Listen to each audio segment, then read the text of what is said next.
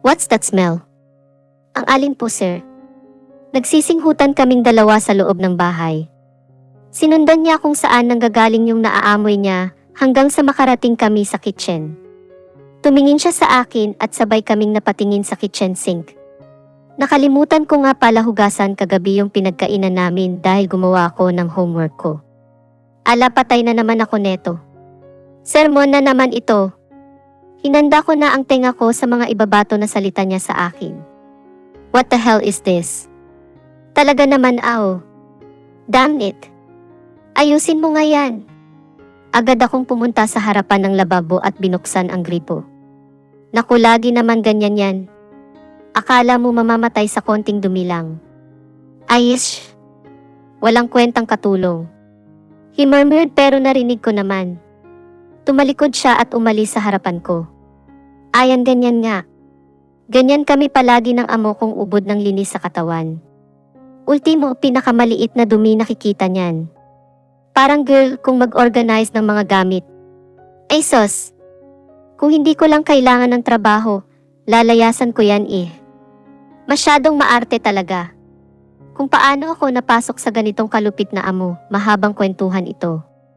Shortcut na lang ang sasabihin ko dahil busy pa ako. Namasukan ako bilang katulong para matupad ang pangarap ko. Pangarap ko kasing mag-artista. Alam kong hindi ako kagandahan at kasing puti ni Marian Rivera pero patuloy pa rin akong nangangarap. Ang sarap siguro sa pakiramdam yung marami kang fans na nagpapa-autograph. Tapos head to toe ka sinasamba na kahit pawis mo itatago nila para ingatan at sambahin. Mahawakan lang ang kamay nila, parang nanalo ka na sa loto. At kung suswertihin kang magkaroon ng pagkakataong magpa-picture with your idol, popost mo agad sa Facebook at ipapa-frame mo pa para isabit sa kwarto mo pagkatapos ay pagnanasahan sa gabi. Gusto ko rin magkaroon ng concert. Iyong tipong mapupuno yung Araneta Coliseum sa dami ng taong gusto akong makita at nagkakandaubusan ng ticket ng concert ko. Hilig ko rin kasi ang pagkanta at pagsayaw. Kahit hindi naman ganun kaganda ang boses ko at hindi ganun kalambot ang balakang ko, alam kong natututunan at napag-aaralan naman yun. Basta ang gusto ko, maging artista. Hindi naman siguro masamang mangarap, hindi ba? Ang sabi nga nila, wag daw akong titigil hanggat hindi ko naaabot ang pangarap ko. Kaya heto ko ngayon, lumaya sa lupang sinilangan ko at nakipagsapalaran sa syudad para maabot ang pangarap. Nagtrabaho ng parang kabayo para may pampa-enroll sa School for Rising Star. Akala ko madali lang ang maging isang katulong, hindi pala. Napakahirap lalo na kung ang amo mo ay ubod ng sungit kapag may naamoy na hindi niya gusto o kaya ay may nakitang isang butil ng alikabok. Kung pwede lang pumaslang ng taong maarte, matagal ko na siyang pinatay sa pamamagitan ng pagbuhos sa kanya ng mga alikabok, sapot ng gagamba, basurang nabubulok at mga ulingin na hindi pa nahuhugasan. Hoy, bilis-bilisan mo nga dyan, pahinging kape. Ayan! Makautos na, wagas pa. Umupo siya sa dining table. Pinatay ko yung gripo at ipinahid sa damit ko yung basang kamay ko.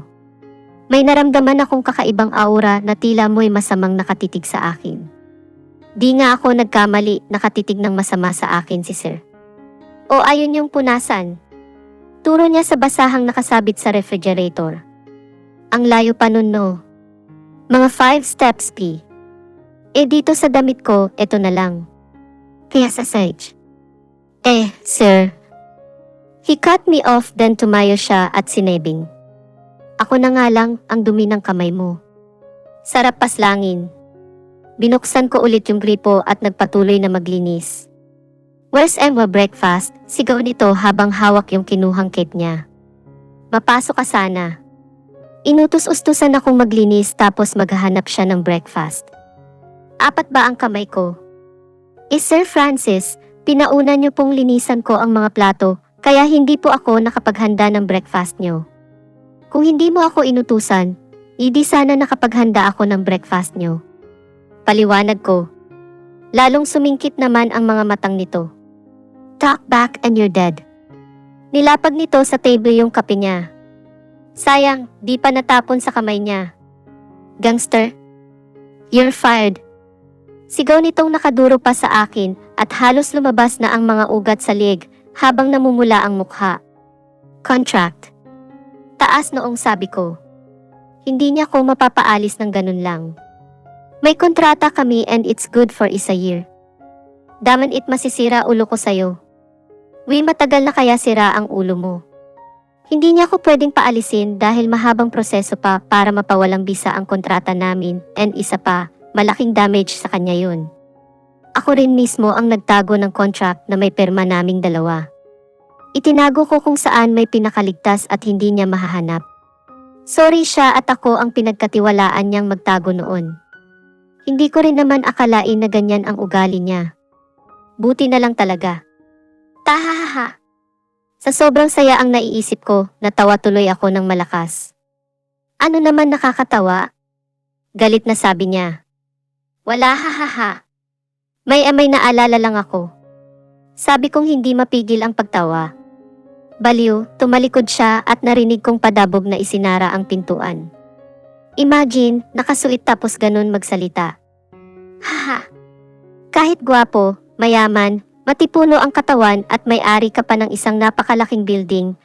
Ama Arvin Esqueta, hindi ako magpapatalo sa iyo. Muhaha. Ako yata si Jana Denise Castillo o mas kilala sa pangalang Jana, ang future big star ng Pilipinas. Tahahaha. Pagkatapos kong walisan, punasan ang buong bahay, magkiskis ng inidoro, walisin ang bubungan, linisin ang pool, tanggalin ang mga ligaw na damo, hait, maglaba, mamalansa, maligo at gumayak. Nagpunta na ako sa The School for Rising Star kung saan matatagpuan ang mga ambisyosang katulad ko na gustong sumikat at magpasikat sa madlang people. May 10 palapag ito at sa Shamtie floor pa ang punta ko. Hindi naman ito hadlang sa trabaho ko dahil wala naman ang amo kong ubod ng sungit at ubod sa linis maghapon dahil ubod workaholic ito.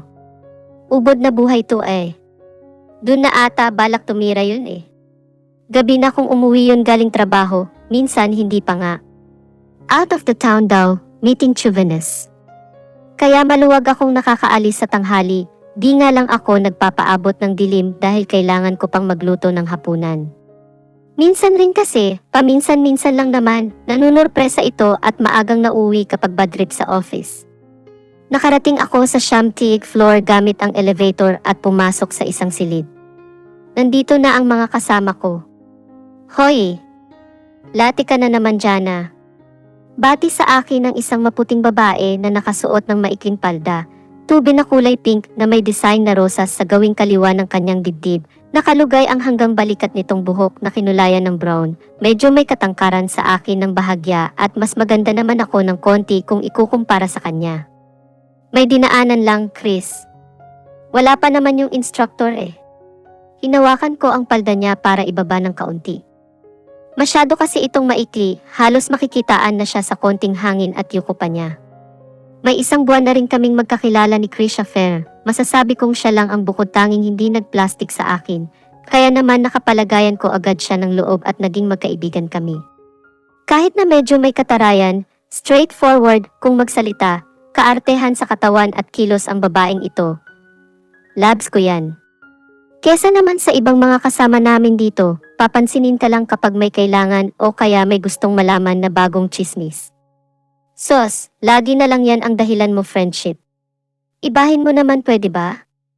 Nag-cross arm siya at sabay na umirap pa saka itinaas muli ang suot niyang palda. Pasaway talaga. Basta kasi. Ano ba Chris, ibaba mo nga ng konti ang palda mo. Sabihin niya ng nega ako, kesa naman makitaan siya dyan ng kung sino-sino. May mga lalaki rin kaya kaming kasamahan dito. Wala kang peke, legs ko to. Sabi niya. Di legs mo lang. Concern lang naman ako kasi baka makitaan ka dyan sa suot mo. Sabi kong naka-poker face. Para ngayon mo lang ako nakitang nagsuot ng ganito ah. Di pa rin ako sanay. Di masanay ka na. Kung ayoko. Eddie, mind your own business. Wala akong business. The crazy deuce. Sabay kaming napalingon sa nagsalita na si Evangeline Forlong. Nahawi ang iba pa naming kasamahan na nooy nakikinig pala sa pag-uusap namin ni Chris at doon siya sumulpot. Naningkit ang mata ko pagkakita sa kanya. Siya lang naman ang super bitch at pakialamerang palaka dito sa the school. Yung tipong feeling magaling sa lahat at nagpi-feeling maganda na akala lahat ng lalaki ay patay na patay sa kanya. Mind your own business, Eva. Si Chris na nakairap kay Eva. Naubusan ng line, Chris. Kaya paulit-ulit na lang. Ha? Sarcastic nitong sabi na sinabayan pa ng maarting pagtawa. Ha ha ha, fake love ni Chris. Kesa naman sa yung pakialamerang palakang Bruhilda. Huwag ka ngang nangingialam. Makipaglandian ka na lang ulit dyan kinawarin, baka nabitin sa'yo. Natawa yung mga kasama namin sa loob ng studio, kaya natawa na rin ako sa katalasan ng dila ni Chris at pati na rin sa itsura ni Eva habang pinagtatawanan siya sa loob. Halata mong galit na galit ito at anumang oras ay baka sumabog. Ano ba? Huwag nga kayong tumawa. May nakakatawa ba? Jeez. Crazy. Sabi nitong pulang-pula ang mukha sa galit habang ang mga kasamahan namin ay hindi naman nagpaawat sa tawa. Kilala na rin kasi nila si Eva sa ganyang pag-ugali. Sinamantala ko naman na hilahin sa isang tabi si Chris habang pinagtatawanan ang kawawang si Eva. Sumobra ka naman na yata, Chris. Sabi ko sa kanya nang makarating kami sa isang gilid. Bagay lang sa kanya yan, no? Tinawag. Niya tayong the crazy duos, hindi ka man lang nagalit. Nagalit din pero konti lang. Sabay ihip ko sa bangs ko. Yun naman pala eh. Pero, wala nang pero. Di ko naman na mababawi yung sinabi ko, no? Nga naman, heist. Bagay talagang maging kontrabidang-bida itong si Chris. Oo, naho, aling Chris. Pagbibiro ko sa kanya. Kapag ganyan kasing nabadrip yan, hanggang hapon badrip pa rin yan. Aling Chris. Ha? Lola Jana ka naman. Saka nagbelat sa akin. Dumating ang instructor namin na naabutang umiiyak si Eva. Naiyak yata sa sobrang pagkapahiya. Buti na lang inakala nito na nagpa-practice lang ito para sa drama session namin ngayon kaya ligtas si Chris. Tahahaha, siya lang naman ang nang-inis doon. Hindi naman ako kasali. Umirap lang naman ako. Pero bumagsak si Chris sa drama acting dahil hindi ito naiyak.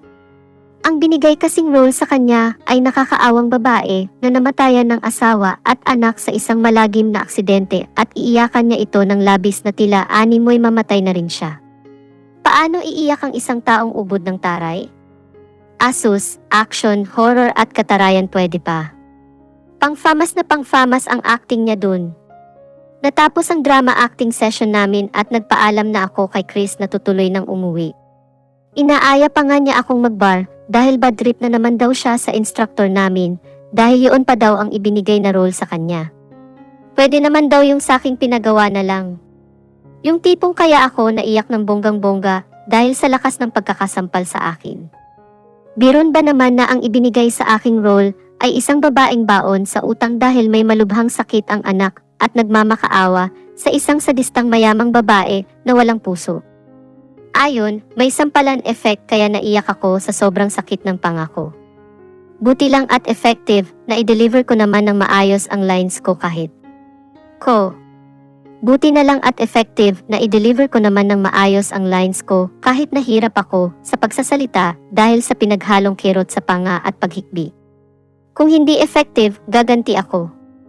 Gustuhin ko mang samahan si Chris sa bar ay hindi uubra dahil kailangan kong hindi maabutan ni Sir Arvin na wala sa bahay kundi lagot na naman. Sumakay ako ng jeep papuntang Goldenville at naglakad na lang papuntang mansyon ni Sir Arvin kahit na medyo may kalayuan pa ito. Sanay naman ako sa mga lakaran. Isa pa, medyo maaga pa naman, sigurado akong wala pa yun doon sa bahay. Tanaw ko na ang bahay nang may napansin akong nakaparadang itim na sasakyan sa harapan ng gate, kaya agad akong nagmadali. Sino kaya yun? Hindi naman ito yung sasakyan ni Sir Arvin, dark blue ang kulay ng sasakyan nun eh. Malapit na ako sa bahay at maya-maya nasa harap na ako ng gate at binuksan ito nang bumaba ang taong nakasakay sa sasakyan na itim kaya napahinto ako sa ginagawa ko. Miss, dito ba nakatira si Arvin Escudero? Tanong nito. Yes po sir. Bakit po? Tanong ko sa lalaking nakashade ng itim kahit nagtatago na ang araw at wala nang dahilan para masilaw pero nakasuot pa rin siya ng shade. Lakas ng trip. Ah, okay. Girlfriend ka niya? Nanlaki ang mga mata ko sa sinabi niya. Ako. Girlfriend? Wag na uwi. No thanks. Ah, katulong ako dito sir. Sabi ko na lang. He chuckled tapos inalis niya yung shade niya. Parang nag-slow motion naman ang tingin ko. Sorry, I thought you are his girl. Oo. Ang gwapings, parang artista. Kahit na medyo makapal ang kilay nito ay ayos lang, nakakadagdag ng dating niya. Ang mga mata nito ay mukhang maamo kahit singkit. Hindi katulad ng kay Sir Arvin, singkit na matalim pa kung tumingin. Hey! Are you alright? Natauhan ako nang hawakan niya ako sa balikat ko. Ang gwapo talaga. Sakin ka na lang please. Ano na nga po ulit yun? Ngumiti siya ng nakakatunaw. Ala. Nakakatunaw. Beep beep beep beep. Pareho kaming nagulat sa bumusina kaya napabitaw siya sa akin. Ay sayang. Istorbo naman talaga oh. Anong ginagawa mo dito, Jebby? Pagkababa pa lang si Sir Arvin sa sasakyan nito ay yun agad ang bungad niya. Dawal kwa? Bawal ba? Sabi nito kay Sir Arvin. Jebby pala name niya. Ay hihi. Palihim akong napapangiti. Pangalan pa lang, ulam na. Kailan ka pa dumating? Kahapon lang. Can I stay at your house?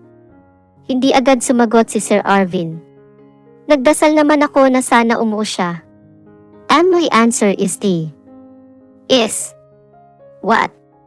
Ang tagal naman. No. Unti-unting nawala ang mga ngiti ko sa labi at nalaglag ang aking mga balikat. Kainis naman, killjoy talaga ang mokong to. Ikaw naman? Anong ginagawa mo dito sa labas? Baling naman sa akin ng amo ko. Papasok na ho ako. Sabi kong hindi siya tinitingnan. Sage po sir. Mumiti ako ng pilit kay Jebby at ibinukas ang gate. Hoy, saan ka pupunta? Sa loob na po sir. Sagot kong hindi pa rin siya tinitingnan. Mas gusto ko naman tingnan ang bagong mukha sa harapan ko no, kesa sa pagmumukha niyang laging nakakunot. Buwisit nga. Killjoy pa. Ipasok mo muna sa loob ang mga gamit niya at linisin mo yung guest room. Gaga. Haano daw? Ibig sabihin? Yes. Pero teka, narinig ko yung huling sinabi niya ha. Opo, Chief Manager amo masungit at mapanggit. Sagot ko sa kanya, habang palapit sa bandang likuran ng sasakyan ni Sir Jade para kunin yung mga gamit niya. Good thing, nabingi siya at hindi narinig ang huli kong sinabi. Sinadya ko rin naman kasi nahinaan talaga. Sana pala nilakasan ko na lang. Sir Jebby, pakibukas na lang po. Turo ko doon sa compartment. No, ako na lang ang magpapasok, don't worry. Sagot nito sa akin, kinilig naman ako. Magte-thank you na sana ako kay Sir Jebby nang sumingit si Sir Arvin. Pabayaan mo siya. Kaya niya yan, dating magsasakayan kaya kayang bumuhat ng hanggang 3 sako ng bigas yan. Then he grinned. Ang sama niya. Sa payat niyang yan. Wah! You're amazing. May pinindot siya sa keychain na hawak niya, kasabay noon ay ang pagbukas ng compartment at bumungad sa akin ang isang malaking maleta at isang box na malaki rin.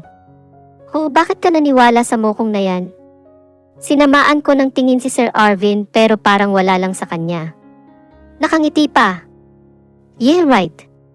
Naunang pumasok si Sir Arvin, kasunod naman nito si Sir Jebby. Sinimulan ko namang ibaba yung maleta. Lech. Puro bakal ba ang laman nito? Sunod naman yung box. Halos mabali ang buto ko sa pagbaba pa lang nito, paano ko pa kayang maipapasok ito sa loob? After 0 years na ipasok ko na ang mga gamit ni Sir Jebby. Hingal na hingal ako at tagaktak ang pawis. Habang yung dalawa mukhang seryosong nag-uusap sa sala. Are you alright? Tanong ni Sir Jebby nang mapansin ako. Nagpahinga lang ako saglit dahil feeling ko naghihiwalay na ang mga braso ko. Yes, she's okay. Fine. Right, Jana. Then grind again. Barabas kang hudas ka. May nakalimutan ako sa car. I'll be back. Tumayo si Sir Jerry at tumungo palabas. Ako naman, sinundan ko siya ng tingin. Ang sexy niya, kahit nakatalikod. Hey, what are you waiting for? Lakyat mo na yan sa taas. Panira moment ng amo kong ewan. Huminga ako ng malalim at saka binuhat ang maleta. Diyos mio. Kung bakit naman kasi napakalaki ng bahay na ito isang tao lang naman ang nakatira. Ang masaklap pa doon, ang taas pa ng hagdanan na aakyatin ko. Pa-request kaya ako sa amo kong ewan ng elevator. As if namang pagbibigyan ako. Gustong-gusto nga akong nahihirapan ng amo kong ito. Nasa kalagitnaan pa lang ako paakyat ng hagdanan ng daanan ako ng amo kong ewan at nilagpasan lang ako. Matalisod ka sana. Pagkadasal ko sa isip ko, bigla namang namali siya ng hakbang. Kaya ang nangyari, napahawak ito sa hawakan ng hagdanan, napakapit at mapatiupo. Taha! Ahaha! Tawa kong hindi mapigilan. Ang ing-ing naman kasi. Haha! Ang bilis ng karma, Sir Arvin, no? Kiyaske. Aha! Sa katatawa ko, na out of balance rin ako. Sinubukang iabot ni Sir Arvin yung kamay niya pero hindi ko naabutan. Mamatay na ba ako? Napapikit ako ng mariin.